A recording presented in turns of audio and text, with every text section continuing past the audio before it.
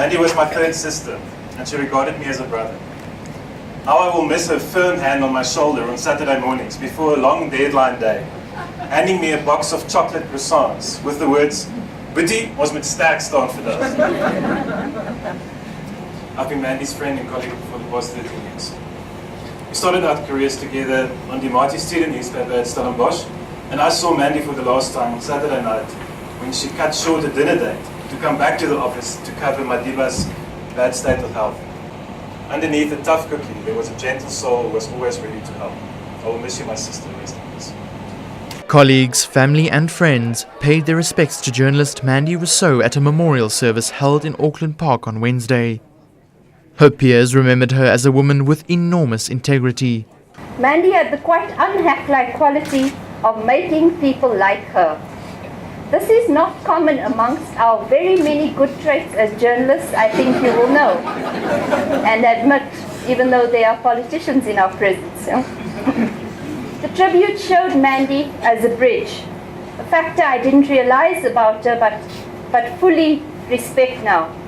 She was mourned across the spectrum of divisions that we normally congeal ourselves into, and those are the spectrums of race, class and ideology. I mean, I've got many stories to share about Mandy. We were, I can't remember when exactly I met her. It must have been in 2004, 2005. She just kind of slipped into my life. We met on the job, and since then we were like, some people call us the terrible twins or candy. In the past 2 days, it's like there's an empty space next to me. It's so empty. It's not just an empty space. I can feel that emptiness. Rossouw, who passed away in her Bryanston home on Monday, also left her mark far beyond the borders of South Africa. She taught me so much about this country, about the politicians of this country, about who's up, who's down, who actually answers their mobile phone when you need a comment on deadline, the really crucial things that a journalist actually needs to know. And I feel incredibly grateful to her, and I feel a great sense of loss because now who am I going to call when I need to know a phone number for somebody who's going to answer the phone at 10 o'clock at night. And I feel desperately proud to have known Mandy, because she was a mentor. She was terrified about joining radio. Goodness knows why, because she's taken to it like a duck to water. Mandy talked with such love and such affection for her family, and I think, you know, we have to remember that is a measure of the person that she was. And everyone who spent time with her, who leached off her like Lee and I did, for information at every possible opportunity, and who grew to love her dearly, know that love very much came from the family. However, it was not only the media fraternity who were close to the 33-year-old. The relationship between a government spokesperson and a journalist is quite difficult. The assumptions on both sides is that one side is thinking that this person is friends with me because she wants to get a scoop, and I'm thinking I'm going to be friends with this person, or she's thinking she's going to be friends with me so she can get a scoop. I'm thinking I'm going to be friends with her so I can get her to write some positive stories about my boss.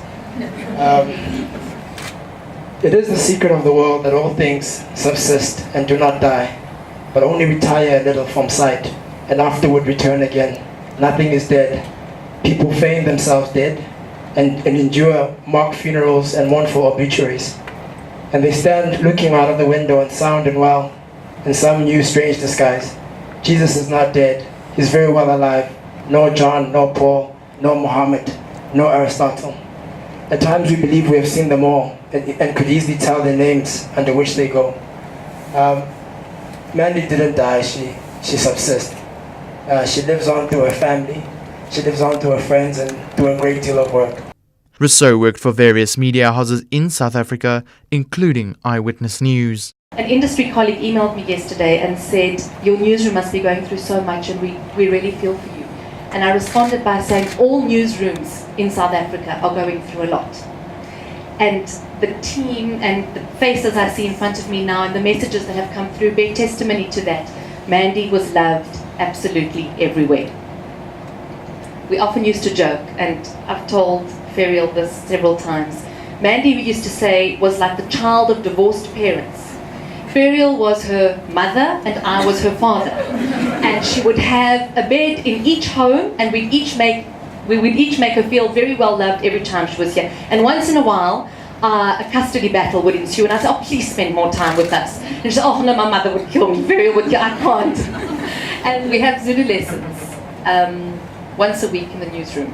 And Mandy used to laugh at us every time we would come out of class and start practicing with each other. Lalangokutula, Mandy. Rest in peace. As jy teen die tyd nog vergeet hoe ek voel. Eyewitness News, in touch, in tune, and independent. For the latest, log on to ewn.co.za or ewn.mobi.